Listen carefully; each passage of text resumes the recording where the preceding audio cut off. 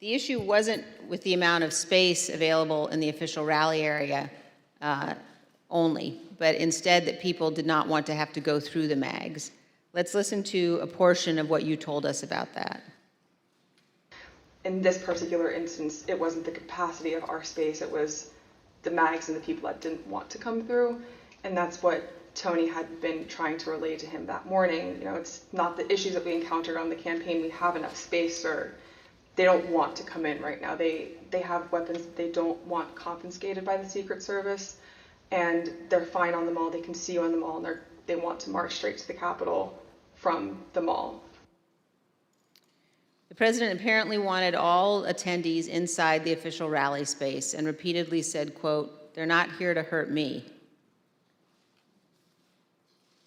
And just to be clear, so he was told again in that conversation, or was he told again in that conversation that people couldn't come through the mags because they had weapons? Correct. And that people, and his response was to say they can march to the Capitol from the ellipse. Something to the effect of, take the effing mags away. They're not here to hurt me. Let them in. Let my people in. They can march to the Capitol after the rally's over. They can march from the ellipse. Take the effing mags away. Then they can march to the Capitol.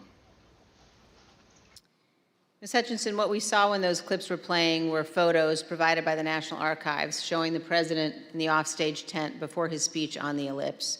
You were in some of those photos as well.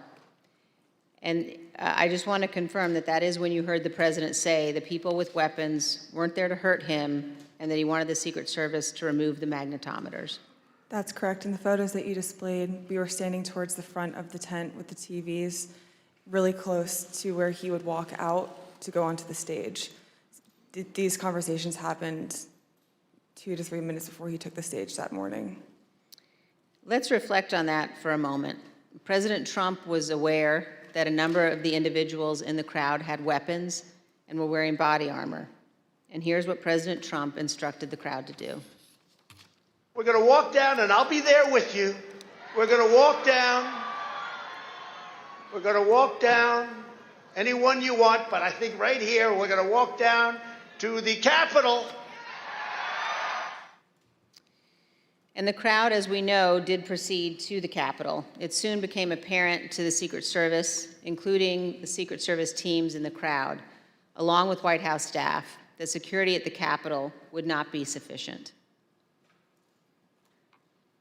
I'd had 2 or 3 phone conversations with Mr. Ornato when we were at the ellipse, and then I had 4 men on Mr. Meadows' detail with me in between those individuals and then a few other bodies on the ground, just the Secret Service doing advance.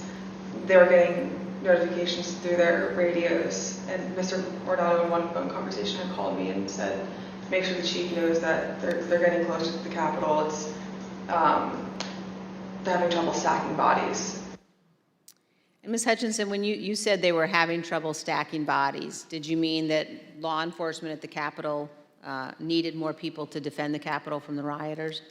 It was becoming clear to us and to the Secret Service that Capitol police officers were getting overrun at the security barricades outside of the Capitol building, and they were short people to defend the building against the rioters. And you mentioned that Mr. Ornato was conveying this to you because he wanted you to tell Mr. Meadows. So did you tell Mr. Meadows that people were getting closer to the Capitol and that Capitol Police was having difficulty? After I had the conversation with Mr. Meadows, after I had the conversation with Mr. Ornato, I went to have the discussion with Mr. Meadows. He was in a secure vehicle at the time making a call. So when I had gone over to the car, I went to open the door to let him know, and he had immediately shut it. I don't know who he was speaking with. It wasn't something that he regularly did, especially when I would go over to give him information. So I was a bit taken aback, but I didn't think much of it, and thinking that I would be able to have the conversation with him a few moments later. And were you able to have that conversation a few moments later? Probably about 20 to 25 minutes later. There was another period in between where he shut the door again. And then when he finally got out of the vehicle, we had the conversation. But at that point, there was a backlog of information that he should have been made aware of.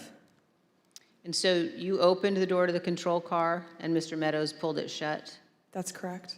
And he did that 2 times? That's correct. And when you finally were able to give Mr. Meadows the information about the violence at the Capitol, what was his reaction?